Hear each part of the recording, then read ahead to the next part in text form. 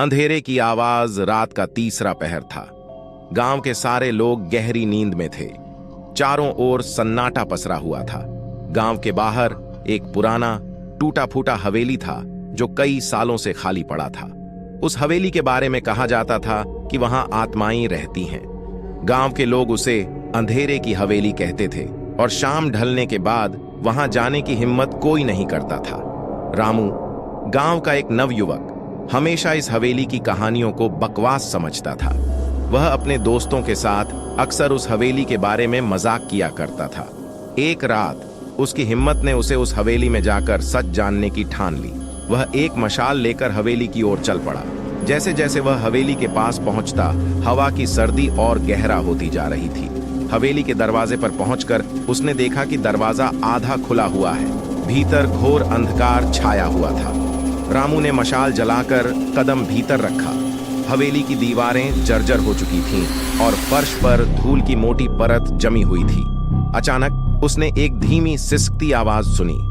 वह आवाज उसकी हड्डियों तक को ठंडी कर गई। उसने सोचा कि शायद यह उसकी कल्पना है, लेकिन आवाज तेज होती गई। रामू ने मशाल को और ऊंचा उठाया और आवाज की दिशा में बढ़ा। एक बड़े हॉल के बीचों बीच उसने एक पुरानी कुर्सी देखी जिस पर कोई बैठा हुआ था। वह धीरे धीरे उस कुर्सी की ओर बढ़ा। पास पहुंचने पर उसने देखा कि एक औरत सफेद साड़ी पहने सिर झुकाए बैठी थी। उसकी आंखें बंद थीं और वह धीरे धीरे कुछ बड़बड़ा रही थी। रामू ने हिम्मत जुटाकर पूछा, कौन हो तुम? औरत ने धीरे धीरे अपना सिर उठाया। उसकी आंखें खून के आंसू बहा रही थीं और उसके चेहरे पर दर्द की अनकही कहानी थी। उसने रामू की ओर देखा और चीख कर कहा, तुम यहां क्यों आए हो? भागो यहां से जब तक जिंदा हो। रामू का दिल तेजी से धड़कने लगा। वह पलटकर भागने ही वाला था कि दरवाजे अपने आप बंद हो गए। हवेली के अंदर की हवा और ठंडी हो गई। रामू ने दरवाजे को खोलने की कोशिश की, लेकिन वह जरा भी नहीं हिला। उस औरत की चीखें अब और भी डरावनी हो गईं। हवेली की दीवारें कांपने लगीं और फर्श फटने लगा। रामू ने पूरी ताकत लगाकर दरवाजा खोलने की कोशिश की, लेकिन सब बेकार। उसे एहसास हो गया कि वह फंस चुका है। तभी हवेली में अजीबोगरीब परछाइयां घूमने लगीं। वे परछाइयां पास आती जा रही थीं। रामू ने आंखें बंद कर लीं और मन ही मन भगवान को याद करने लगा। तभी एक जोरदार धमाके की आवाज आई और रामू बेहोश हो गया।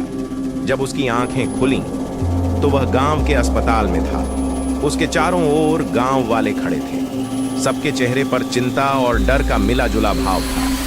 गांव के मुखिया ने बताया कि वह हवेली से बेहोश हालत में मिला था।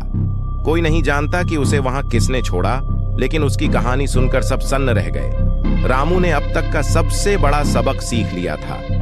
कुछ रहस्य रहस्य ही रहने चाहिए।